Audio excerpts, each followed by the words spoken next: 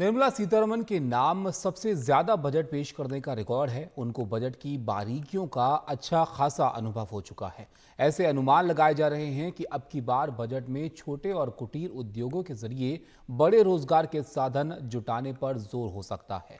वहीं गरीबों के लिए नए घर से लेकर किसानों की आय बढ़ाने के लिए भी घोषणाएं हो सकती हैं। हमारे सहयोगी हिमांशु शेखर की रिपोर्ट आप देखिए।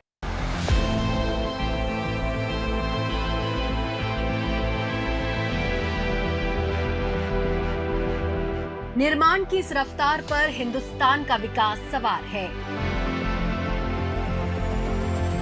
मैन्युफैक्चरिंग सेक्टर का आलम यह है कि पहली बार किसी वित्तीय साल की पहली तिमाही यानी अप्रैल से जून के बीच कुल निर्यात $200 बिलियन से भी ज्यादा हुआ, जो एक रिकॉर्ड है। यह अप्रैल से जून 2023 की तुलना में 8.6% ज्यादा है।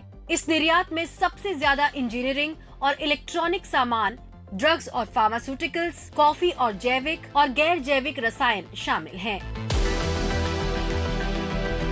इस एक्सपोर्ट को विस्तार देना सिर्फ खजाना भरने के लिए ही नहीं, बल्कि बेहतर रोजगार के लिए भी जरूरी है। इकोनॉमी की परफॉर्मेंस काफी अच्छी रही है, डिस्पाइट की दुनिया में बहुत हलचल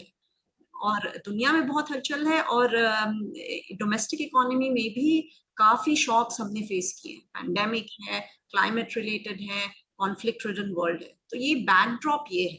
अब ये क्वेश्चन आता है कि आगे हम मीडियम टर्म में कैसे सस्टेन करें इस ग्रोथ रेट, 6.5, 7, 7.5, 8% कैसे इसको सस्टेन करें। और इसमें मैन्युफैक्चरिंग का बहुत अहम रोल है। आई थिंक सर्वे ने बहुत अच्छी चीज हाईलाइट की जो आपने बताया कि एमएसएमईज को जो है उसको हम कैसे हम रेगुलेशन चेंज करें, अपनी पॉलिसी चेंज करें कि एमएसएमईज को बढ़ावा मिले।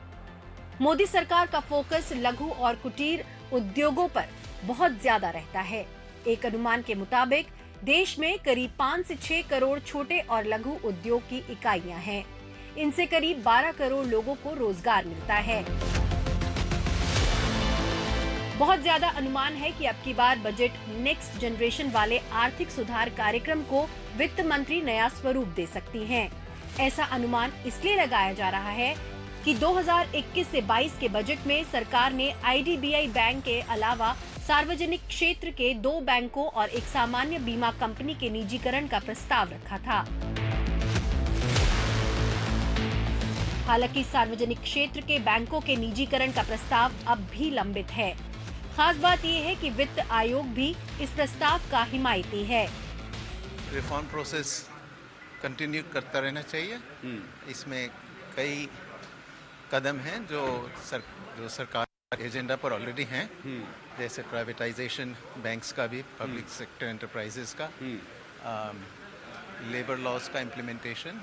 सरकारी बैंकों के निजीकरण की प्रक्रिया को आगे बढ़ाने के लिए बैंकिंग रेगुलेशन एक्ट 1949 के साथ साथ बैंकिंग सेक्टर से जुड़े 2 और महत्वपूर्ण कानूनों में संशोधन करना जरूरी होगा। इस बीच 11 जुलाई को प्रधानमंत्री नरेंद्र मोदी ने देश के बड़े अर्थशास्त्रियों से मुलाकात की।